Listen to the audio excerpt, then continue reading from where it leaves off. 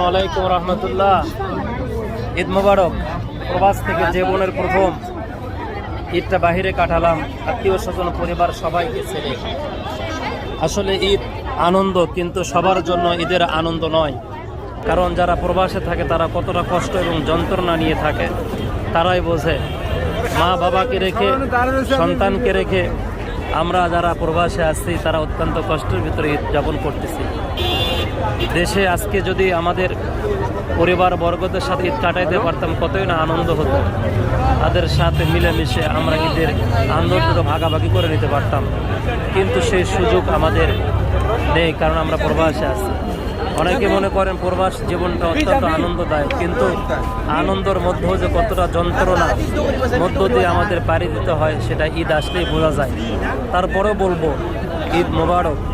আল্লাহ সবার জীবনকে সুন্দরময় এবং শান্তিতে থাকার তৌফিক দান করে দিক, আমিন।